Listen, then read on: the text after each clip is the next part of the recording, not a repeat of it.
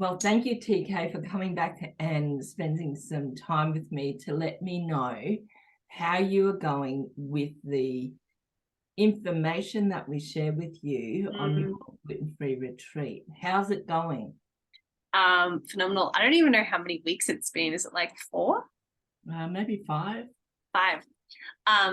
Phenomenal. Just as we're about to hit record, first of all, before I forget, I think finally taking this whole diagnosis more seriously and having the tools to really follow through with it has allowed me to follow through in other areas. So last week, I just had this intuitive hit to really clean up the air quality in my home, being asthmatic, having a kitten again, and being very somewhat allergic to cats, which is a whole other story.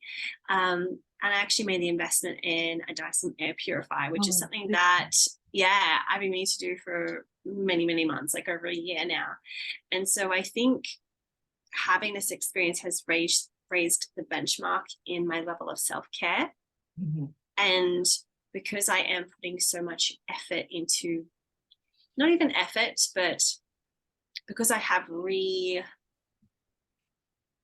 redone this area of my life, I'm wanting to support it with all the other areas. And so it's almost like commissioned to make all these mini upgrades along the way. So like, the quality of our water is probably going to be next.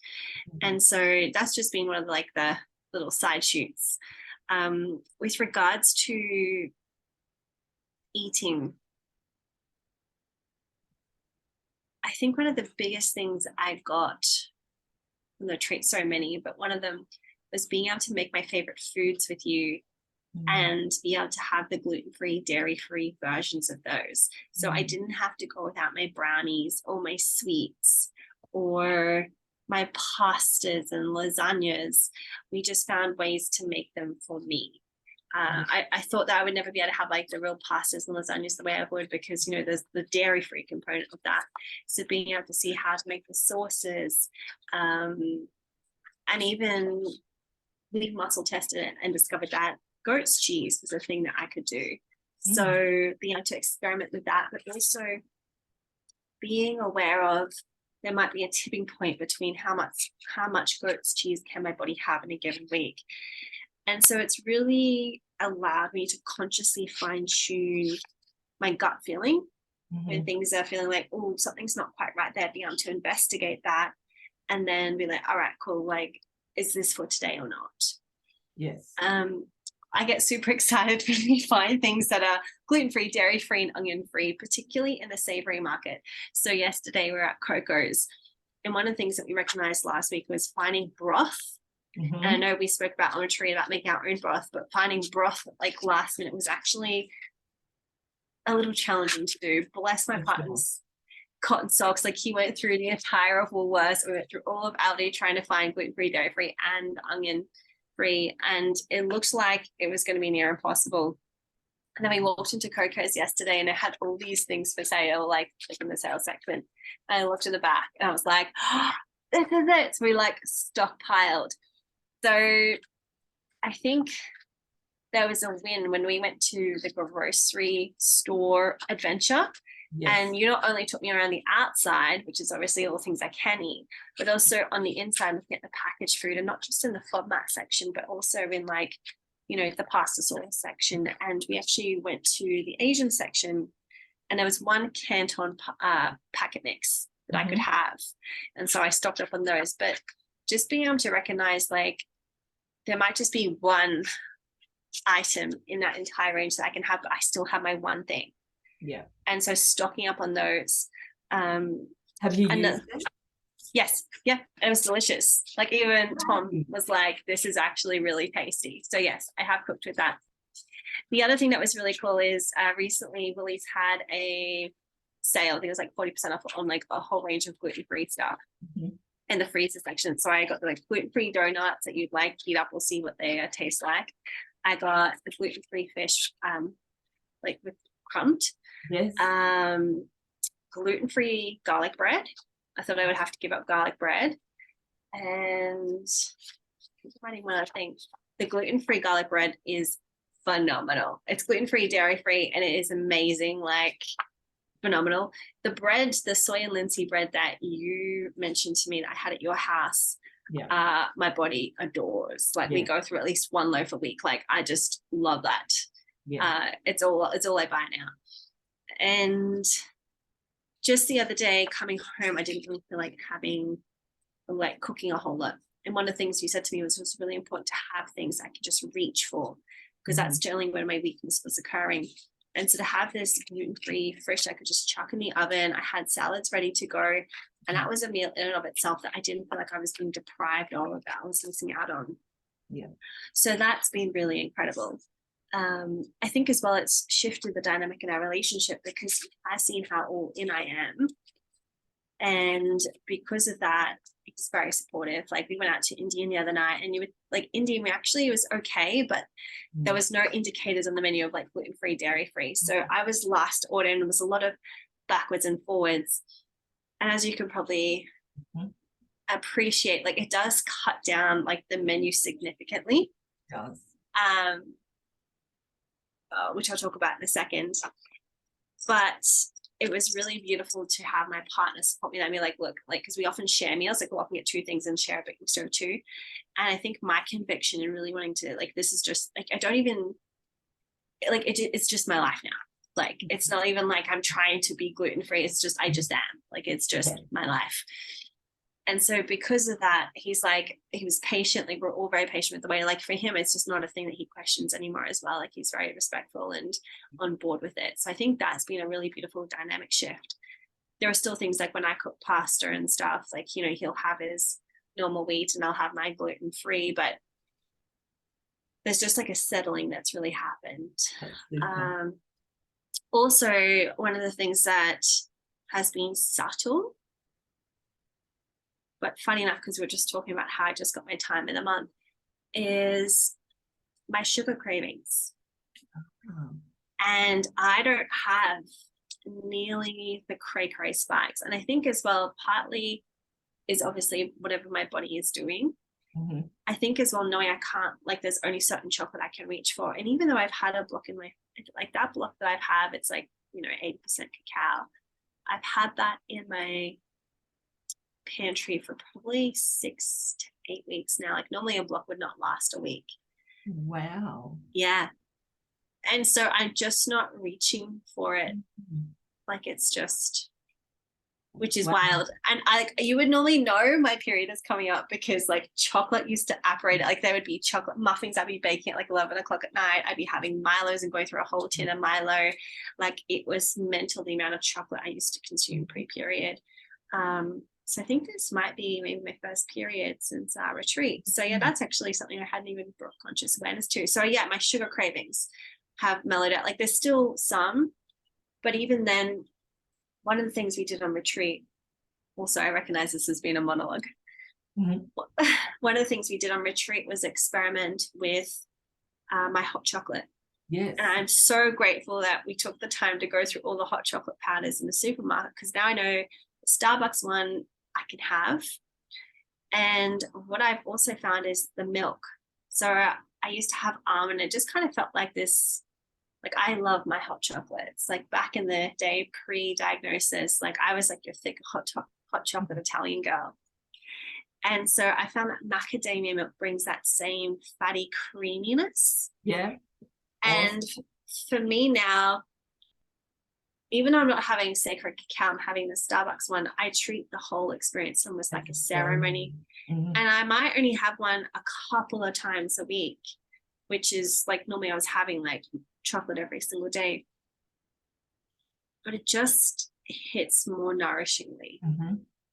Like it just like it satiates, it feels like I've had enough. And it just feels like a real self-care practice versus something I was just unconsciously doing because I was craving it. Yeah. And how are you going with putting love in your cooking? So one of the things I took away, I feel like I'm a step before love, was being very mindful of what I'm doing while I'm cooking. So I used to watch a lot of trainings and things like that. Now when it comes to cooking, I'll have my laptop out, often that's for a recipe, but I am something by one step forward. I'm being very conscious to be with the food. Like when I'm cutting, I'm there cutting.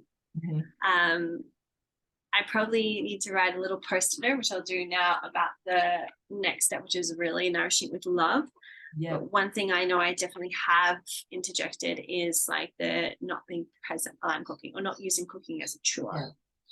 Yeah, and that being present when you're cutting, that is actually meditating. That's a form of meditation. Yeah. And meditation gets you into the relaxation response, which is when your body can heal. So with anything that's going on in your body, if you make the number one priority on a day-to-day basis is getting into the relaxation response, you're giving your body the best chance to have its own internal mechanisms for healing to do their job without having to deal with stress that's on top of the normal functioning of your body. So just being present with your food and how you're preparing it, actually your daily meditation for getting in the relaxation space. I like that a lot, actually. I really like that. And it's funny when you're saying like the daily meditation. When I wake up in the morning, like I have my 2 food groups now. I used to have a lot of like cereal or milk-based things. Now it's like the bread, and I have like my smoothie. But every time I reach for this bread, like my cells get so happy, and it feels so nice, bless you, to, I don't know, to be able to give that to them and know that it's good for me. It's not like I'm having like a guilty pleasure or something like that. So that's been really, really special as well. Just and to know that I'm looking after my body.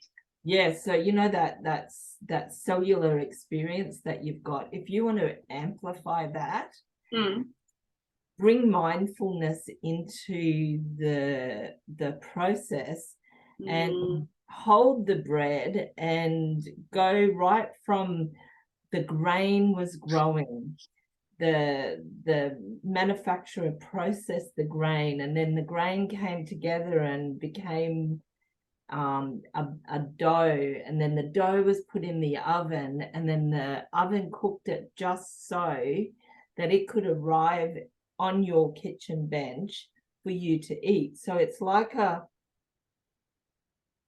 process that actually expands your energy. And it just you just go out and you can feel all your cells are there on the journey with you, and they're kind of going like this. And so they're super excited to receive that food that you're going to put in your mouth. And then when you're eating it, like, what does it feel like? What does it crunch like? What does it taste like? Like there's the texture, there's the crunch, there's the taste, and then what does it feel like as it's going down your esophagus and landing your stomach? Is there kind of like a full feeling in your stomach? So have that whole mindfulness exploration. That is meditation as well. And that gets your cells into the relaxation response, which is what we want. And from a healing perspective, you want to be incorporating these things in your day-to-day life, not get to the end of the day and go, damn, I haven't meditated today. You've actually done it throughout the day, and you've been switching the relaxation response on. And when you get stressed, you go, oh, that doesn't feel relaxed. So you can switch it back off, switch the stress off moment to moment throughout the day. I like that. So that's just taking you to another level of awareness. I think as well as I'm savoring my food more. So I definitely know, it's funny, like all the carbs, like the breads and the pastas and things. So in the morning, for example, I used to fold my toast sometimes in half. Now I want that piece to last as long as possible. And so I'll make sure I always have it out, and like I'll eat bite by bite with the garlic bread. Love it. And so it's like really like enjoying every single moment of it. And there's been something, it's almost, I think partly is the gratitude that this wasn't taken away from me, Yes. which I know when I first came to retreat, that was one of the things I was struggling with the most, is that it felt like everything that I loved that was basically gluten and dairy and sugar, I suddenly couldn't have. Yeah. And so just to know that life is equally as delicious and tasty. Right. Yeah. So what would you say now, like 5 weeks on, to someone who's just been newly diagnosed, which you were before Christmas, what would you say to them about coming on retreat? I would say that if your whole world feels like it's just being turned upside down, that if it feels like it's near impossible, or there's no way you can do this, or you have a seed of doubt, or you feel like you might slip back into your ways, like, just one meal here or there, to come on retreat and see what's possible for you. Like, I was like, I don't know, I think I was a tough cookie, I think, to crack, because I was very much set in my taste bud ways. And I think it was a combination of the one-on-one attention to really have conversations about how this has been affecting my health. And something you said to me that I'll always remember. And I wasn't taking the onion as seriously. Like the gluten-free, dairy-free, I was like, okay, this is a big deal. But the onion I was letting slide a lot. And one of the conversations we had is you sharing that, you might eat something and 72 hours after, you might still be feeling the effects. And if you are continually putting that thing back in your body, you've got no hope of like really coming out of it. That really hit hard. And then, so that conversation coupled with no, you're allowed to find foods that don't have onion. You're allowed to ask for things without onion. It was like the permission to take up space, to not have to be apologetic for my body for one of the most basic savory ingredients, and there are in so many menus. It's like people start with garlic and onion, as you would know, having the garlic intolerance, and also being there live in the moment where Frank was cooking and I was like, he was about to put an ingredient in, and I'm like, actually, hang on, like this doesn't feel so good. And then having you validate that, and then seeing Frank's reaction, how it doesn't have to be a big deal, and we'll just, swing with it. Seeing all those behaviors modeled for a period of 4 days or however long it was, really just reset my blueprint of how seriously I take my health. And they're almost like these little, I don't know if you've seen Inside Out, where they have core memories. And there's like core memories of like sadness, happiness. It was like a core memory of, like this is what onion does to us, and we're like, this is what we're allowed to take up space. I always have like these core memories that I can take with me now throughout my journey as I go back home by myself, Frank aren't in my kitchen every day, or out when I'm ordering food, or out making decisions about what I'm going to eat, that I can really lean on. So coming back to your question, just if you're not 100% on board embracing it and feel like it's going to be an easy journey, come to retreat just to see what's possible for you. Like, I don't know what you're going to get out of it. I didn't even know what I was going to get out of it coming in, but out of it, it's a new way of life, but it's not like new me, new year kind of thing. It's just like, this is how I roll now. Like, this is the new set point. And there's no big deal about it. It's not like a hoo-ha or anything. It's just like, this is me. And this is what works best. Yeah. And so it's not like trying to flex the muscle or anything like that, like, which I think I was making beforehand. Yeah. It's just like, I don't need to put on a show now to respect my body. Right. Yeah. Well done. And I'm super proud of you. I cannot tell you how proud I am of you for taking on board even those short messages that we gave you. You've gone home and you've fully embraced it and discovered actually areas in your life that are bringing more joy than you had before. And that's probably because you were feeling so unwell, and the brain fog and the, whatever else. that it was a struggle. And I think with coming and eating only foods that your body's appreciated, you got that clarity and the brain fog lifted, and you went, oh, is this how other people live? They feel like this all the time. If you get that brain fog back, I would be looking at, what have I done different in the last 24 hours? Yeah. What have I done? Have I slipped up somewhere? And for me, you know, Frank buys jelly beans because Frank's not gluten-free. I am. And he's been buying these jelly beans, and I thought, yeah, I'll have like 3 of those. And then I'm sick for 3 days. So then I did it again, and then I was sick for another 3 days with migraine, like full on in bed, can't function, can't work. And so, you know, what's the point, right? So I might as well just eat things that I can eat. And if I want sugar, then I eat some fruit. Yeah. We actually had a breakthrough the other night. So I went through our pantry, and anything that was remotely a temptation, like Nutella and stuff, I was like, right, Tom, like, we need to get rid of this. We need to take it to work. Anyway, I have to triple check. But I pulled out this bag of marshmallows. And he was like, oh, we should just keep these for the next pizza. And I was like, I can't have these on our pizza. He's like, why? And I was like, I'm pretty sure they have gluten in them, blah, blah, blah. Anyway, I think marshmallows are in the clear this particular pack. I'm going to triple check, but I got so excited. I was like, oh, I could still have marshmallows. I know, right? So it's the little wins as well when you exciting. Yeah, when you almost get to be like a like quote unquote normal, but yeah, it was very amusing.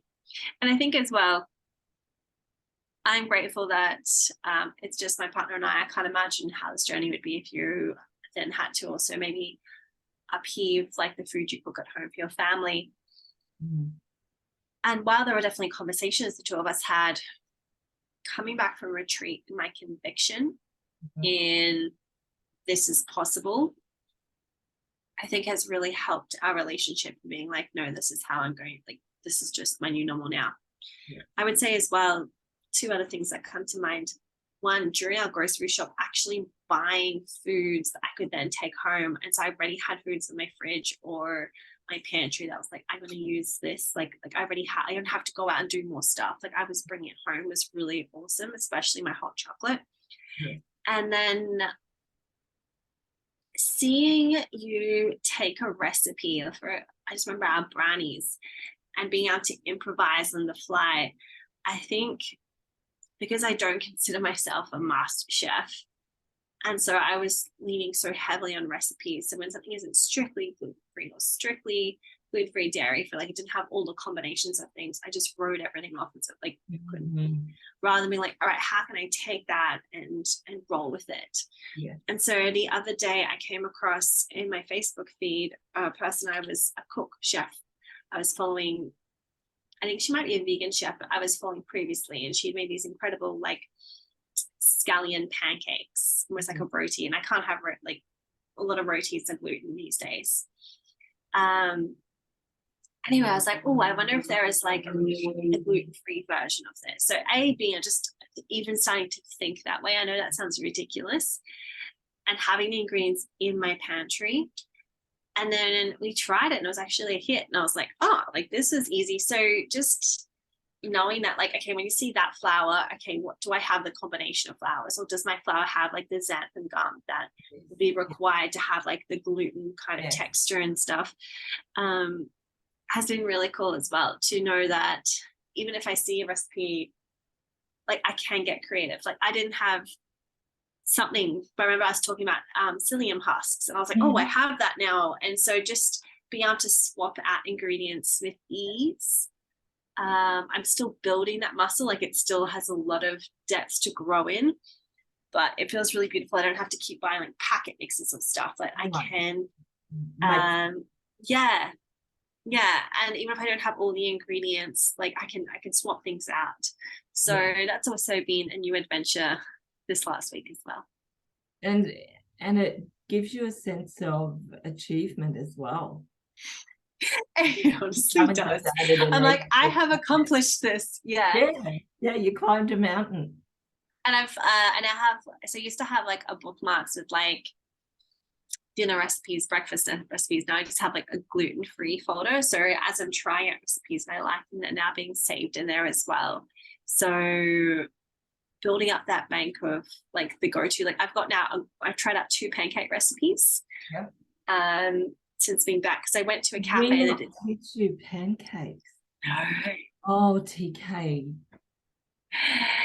Have the best gluten-free Do pancake. you? Yeah.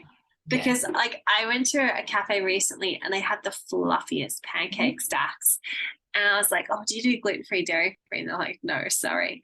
And so I had this craving for pancakes. So I've been experimenting with different recipes. And so I recently learned how to do vegan buttermilk. So Yeah, like wow. almond milk with apple cider vinegar to make buttermilk that makes it a little bit fluffier and crunchier. You could And so probably do that with macadamia as well. the only thing I realized is macadamia is a lot more expensive. And so I'm like Yeah, almost savoring it for like the tasty things. Because I perfect. I bought up on almond. I could try it, But absolutely. you But could make your own almond milk. You know that these milks are so easy to make, right? I feel like that's our next, that might be 2.0 retreat. Oh my goodness. Yes. Okay. The milks are incredibly easy to make. Okay. You just make them. All right. I'll get Frank to do a video. I feel like, yeah, that's my next level. Like, I think now, like Okay. starting to Awesome. look at like what are the things I'm buying in the store now and how do I start, like even like my garlic bread. I think I'll probably keep the soy and linseed bread and keep buying that. But like the garlic breads and things like that, how do I start to take the things that I'm like, all right, this tastes really good, and swing that Yeah. into like making it for myself. 100%. And so I have it as a pack of food in the freezer if I ever just need to whip something out. But just in really being able to have that time on the weekend to really sit down and like pour love into things, have things to make. Yeah. So yeah, it's been phenomenal. I am beyond grateful. And I feel healthier. Like I feel like I'm actually looking after my body more. Like I'm reaching for salads more to complement my hot food rather than just having a whole lot of carbs and smashing a Milo. So I think it's just my whole level of frequency of what I'm putting into my mouth has really elevated. And it's doing it a lot more consciously versus, oh, I'm craving sugar, let's just go find the nearest chocolate bar. Yeah.